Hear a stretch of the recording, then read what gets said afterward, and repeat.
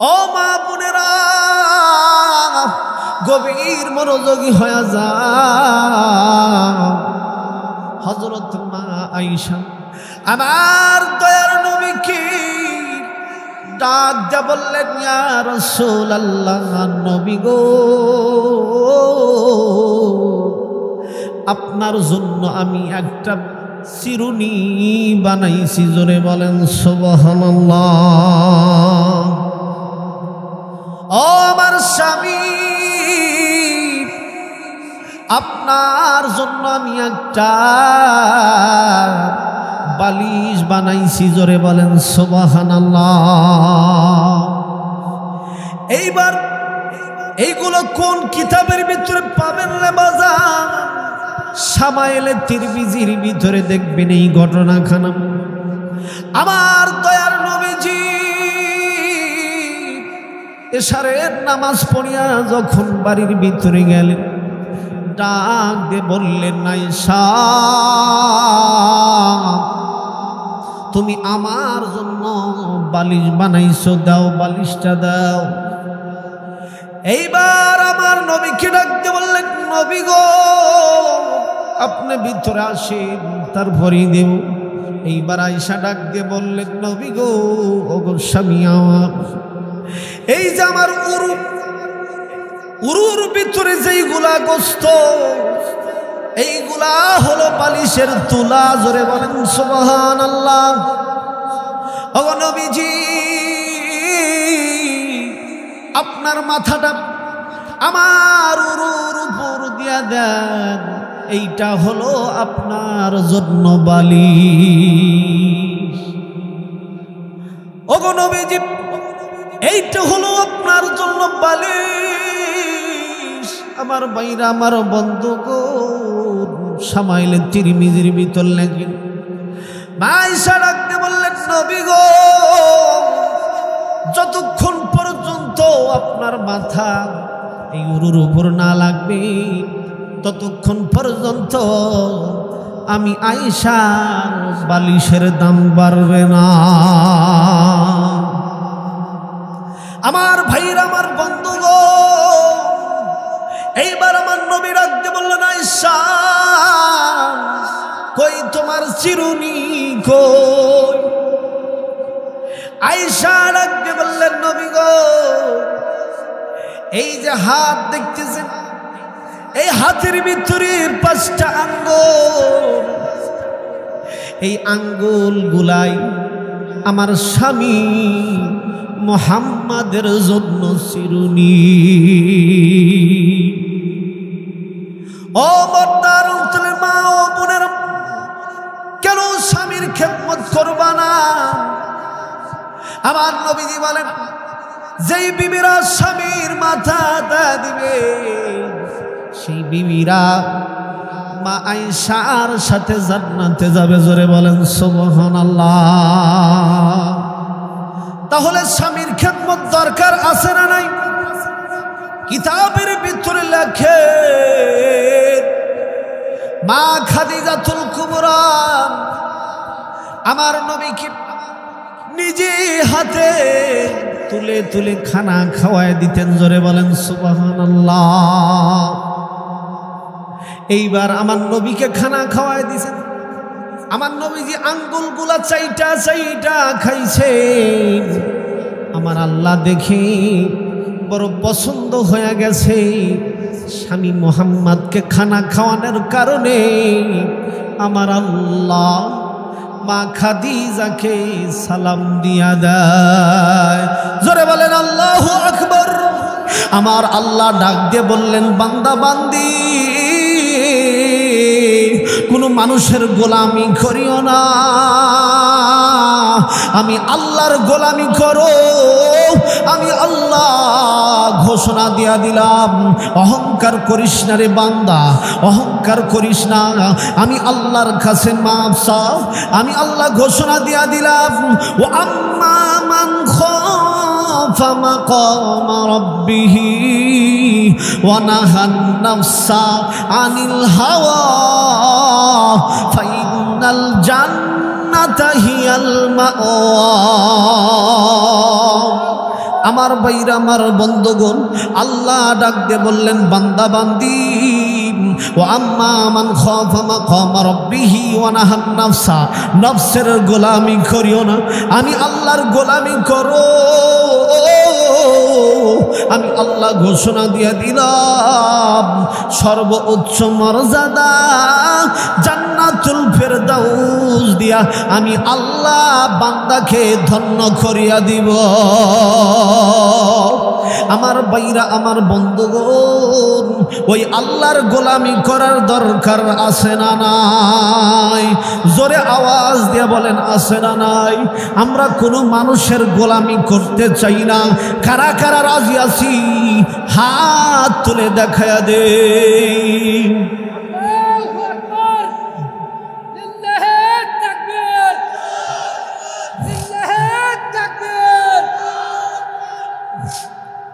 মাশাআল্লাহ। আমার যুবক ভাইরা কোনো দিকে নজর দিবেন না রে বাজান, গভীর মনোযোগী হয়ে যাও। এ যুবক কোনো দিকে নজর দিও না। এই মাহফিলের ভিতরে রহমত নাজিল হইতেছে, জোরে বলেন সুবহানাল্লাহ। আমার প্রিয় নবীজি বলেন এই সামিয়ানার নিচে যারা আসবে এই জায়গার ভিতরে রহমত নাজিল হয়, বরকত নাজিল হয়। দাম কিরকম জাননি? এক জাররা পরিমাণ রহমত যদি কোনো মানুষের মাথার উপর পড়ে গো, আমার প্রিয় নবীজি বলে আমার আল্লাহ তার গুনাহ খাতা মাফ করিয়া আল্লাহর ওলির খাতায় নাম দিয়া দিব। তাহলে এই জায়গার ভিতরে আসার দরকার আছে না নাই? যুবকরা যেই কাজ করতেছে এইটা ভালো না খারাপ? ভালো না খারাপ? জোরে বলেন ভালো না খারাপ? আমার ভাইরা আমার বন্ধুগণ, ভারতের ভিতরে মুদির একজন পুরোহিত আমার আপনার নবী আখিরি জামানার পয়গম্বরকে দুশ্চরিত্র বলে গালি দিছে, ধরে বলেন নাউজুবিল্লাহ।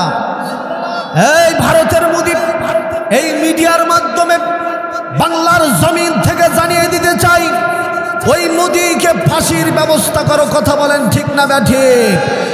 আমার নবীর সাথে বেয়াদবি করেছে, ওই মুদির যদি ফাঁসি না দাও, দরকার হলে বাংলার যুবক মুসলমান ভারত ঘেরাও করবে। কথা বলেন ঠিক না ব্যাঠিক? যদি রক্ত দিতে হয়, আমার প্রিয় নবীজি এই টুপি খুলে লোহার টুপি মাথায় দিয়েছে।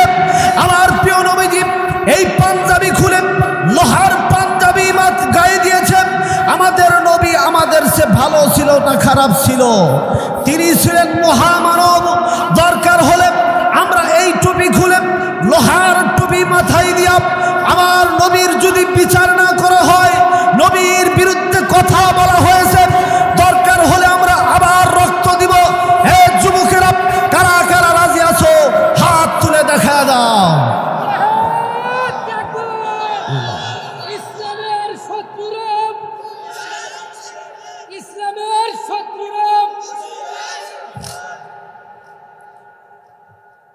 আমার ভাইরা আমার বন্ধুগণ, আমি আপনাদেরকে বলিয়া যাই, যারা নবীর পক্ষে তাকবীর দিলেন এ যুবকরা শুনিয়া রাখো, নবীর পক্ষে যারা তাকবীর দিয়েছ, তোমার মৃত্যুর সময় আমার দয়ার নবীকে তোমার বালিশের পাশে দেখতে পাইবা। জোরে বলেন আল্লাহু আকবার, জোরে বলেন আল্লাহু আকবার। আমার ভাইরা আমার বন্ধুগণ, এ যুবক কোনো দিকে নজর দিবা না। মুসলিম শরীফে 480 নম্বর হাদিস, আমার আপনার নবী বললেন, যারা সম্মানিত হইতে চায় তারা কি করবে? তারা বেশি বেশি নামাজ পড়বে। জোরে বলেন সুবহানাল্লাহ। আমার প্রিয় নবীজি বললেন যখন সেজদা দিবে আমার আল্লাহ তার মর্যাদা বাড়ায়া দিব। শুধু মর্যাদাই বাড়ায়া দিবে না, আমার আল্লাহ তার হায়াতকেও বাড়ায়া দিব। জোরে বলেন সুবহানাল্লাহ। মুসলিম শরীফে 481 নম্বর হাদিসের ভিতরে এসেছে রে বাজান, সাহাবী নবীজির ওযুর পানি দিলেন। আমার দয়ার নবীজি বললেন, আমার সাহাবী তুমি কি চাও আমার কাছে একটু বলো। যা চাও সাহাবী আমি তোমাকে তাই দিব। সাহাবী ডাক দিয়া বলল, ইয়া রাসূলুল্লাহ, নবী গো আপনার কাছ থেকে আমি একটা জিনিস চাবো, সেইটা হলো আমি সাহাবী আপনি নবীর সাথে জান্নাতে থাকতে চাই। জোরে বলেন সুবহানাল্লাহ। আমার নবীজি বললেন, যুবক তুমি কি বলো, আমি নবীর সাথে জান্নাতে থাকতে চাও, তুমি কি আর কিছু চাও না? এ চান্দাই কোনার যুবকেরা আপনারা কথা বলবেন, যদি আমাদের কাছে চাইতো আমরা বলতাম নবী গো বড় একটা বাড়ি বানায় দেন। কথা বলেন ঠিক না বেঠি? বড় একটা গাড়ি দিয়ে দেন। কিন্তু নবীর সাহাবী ডাক দিয়ে বললেন, ইয়া রাসূলুল্লাহ, নবী গো আপনার বাড়ি দিতে হবে না, গাড়ি দিতে হবে না নবী, আপনার কাছ থেকে আমি একটা জিনিস চাই, আমি যুবক আপনি নবীর সাথে জান্নাতে থাকতে চাই। জোরে বলেন সুবহানাল্লাহ। মুসলিম শরীফের 481 নম্বর হাদিস, যারা পড়া জানেন দেখিয়া নেবেন, লম্বা হাদিস। আমার প্রিয় নবীজি বললেন, সাহাবী আমি নবীর সাথে যদি জান্নাতে থাকতে চাও, এখন আমি তোমাকে একটা আমলের কথা বলিয়া দিব। আমলটা হলো তুমি বেশি বেশি নামাজ পড়বা। জোরে বলেন সুবহানাল্লাহ। তাহলে ওই নামাজের দরকার আছে না নাই?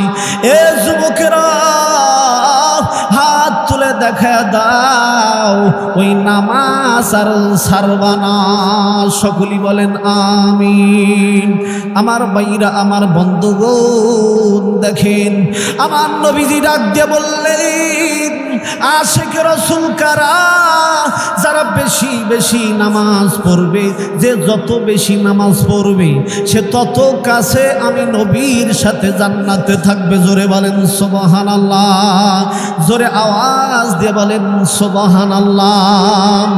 বাজান রে, বুখারী শরীফের ভিতরে এসেছে আমার আপনার নবী আখিরি জামানার পয়গম্বর, তিনি রাস্তা দিয়ে রওনা হয়ে গেছে। তিনি রাস্তা দিয়ে রওনা হয়ে গেছে, কবরের পাশ দিয়া যাইতেছে। আমার নবী তাকায়া দেখে দুইটা যুবকের কবরের ভিতরে কঠিন আযাব হয়। জোরে বলেন নাউযুবিল্লাহ। আমার নবী তো দয়ার নবী, আমার নবীর উপরে এমন আয়াত আল্লাহ নাজিল করলেন, অন্য কোন নবীর উপরেও এরকম আয়াত আল্লাহ নাজিল করে নাই। জোরে বলেন সুবহানাল্লাহ। আয়াতটা কি আমার সাথে পড়েন, ওয়ামা আরসালনাকা ইল্লা রাহমাতাল লিল আলামিন। আমার আল্লাহ ডাক দিয়ে বললেন, আমি যত জাহানের জন্য আল্লাহ, তত জাহানের জন্য আমার দোস্ত হাবিবুল্লাহ হলেন রহমাতাল লিল আলামিন। জোরে বলেন সুবহানাল্লাহ।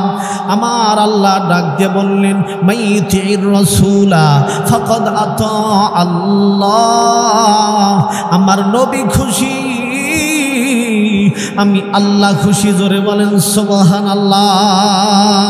আমার নবীকে যে কষ্ট দেয় আমি আল্লাহকেই কষ্ট দেয়, আর আমার নবীকে যে খুশি করে আমি আল্লাহকেই খুশি করে। জোরে বলেন সুবহানাল্লাহ। আমার নবীজি কবরের ভিতরে তাকায় দেখে দুইটা যুবকের কবরে আযাব হয়। বুখারী শরীফ থেকে বলতেছি রে বাজার, এ যুবক এই আমলগুলা শিখিয়া রাখো। ও পর্দার অন্তরে মা, এই আমলগুলা শিখিয়া রাখো। এই দুইটা আমল অনেকেরই গাফলতি আছে, আমি বুখারী শরীফ থেকে বলিয়া দিব। এইবার নবীজি তাকে দেখে কঠিন আযাব হয়।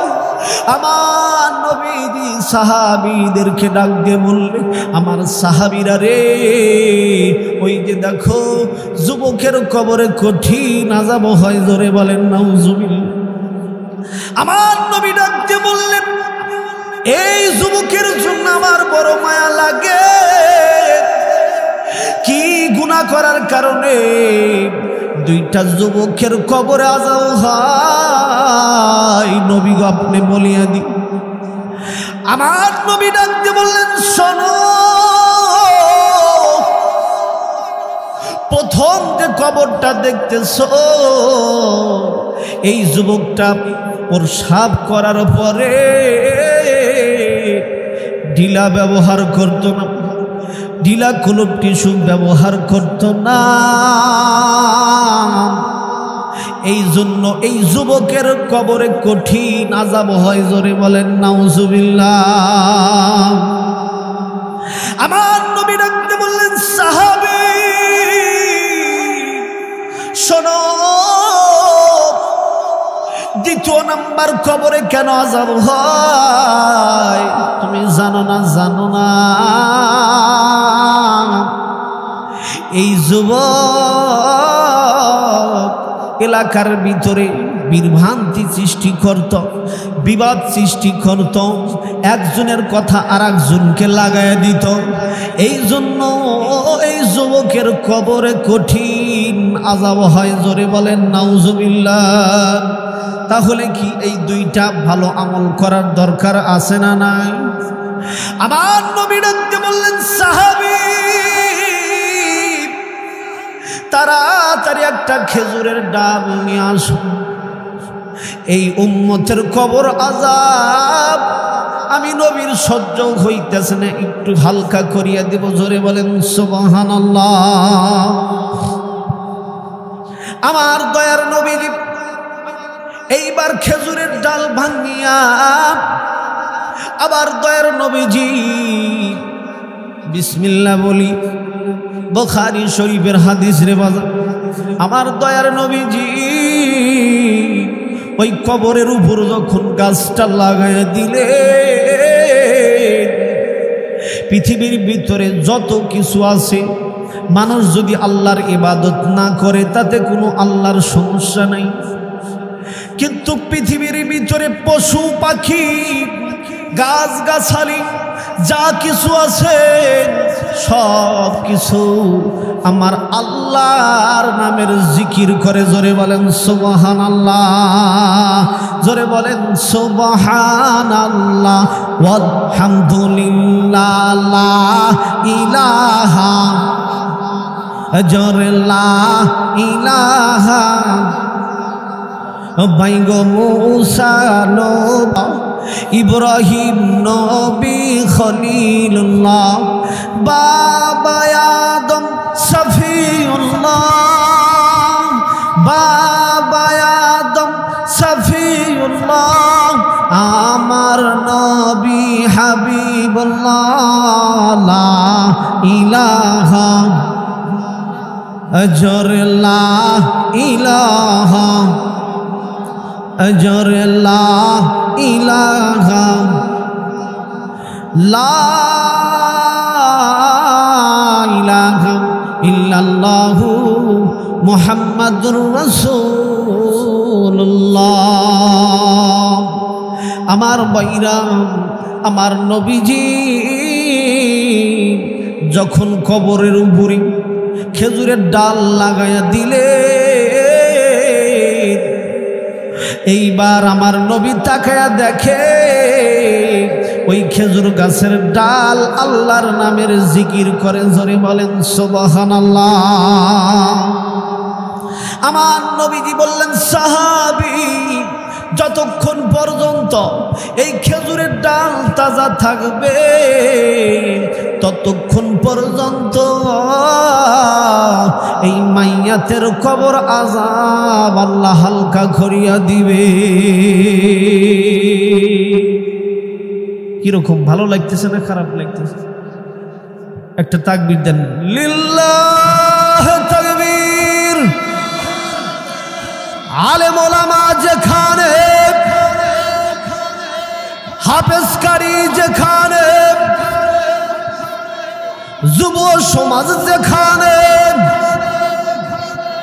লিল্লাহ তাকবীর। একটা গল্প মনে পড়ে গেল, করি নাকি বলেন? হ্যাঁ, আল্লাহর এক বান্দা মা বাবার রূহের মাগফিরাতে তিনি মোরগ দান করবে। কি দান করবে? একটু জিকির করি, লা ইলাহা, জোরে জোরে, খালি গে বসিয়ার খালি রাখা যাবে।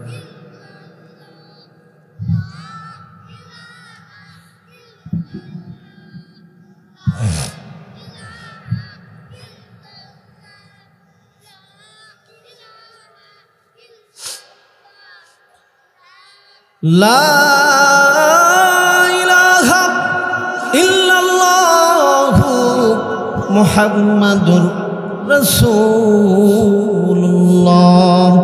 সাল্লাল্লাহু আলাইহি ওয়াসাল্লাম। প্রিয় নবীজির নাম পড়তে ভালো লাগে না খারাপ লাগে? এইটা হলো মধুর কালেমা। আর একবার পড়ে, লা ইলাহা ইল্লাল্লাহু মুহাম্মাদুর রাসূলুল্লাহ সাল্লাল্লাহু আলাইহি ওয়াসাল্লাম। হযরত জিবরাইল বলেন, যখন নবীজির উপরে উম্মত মাত্র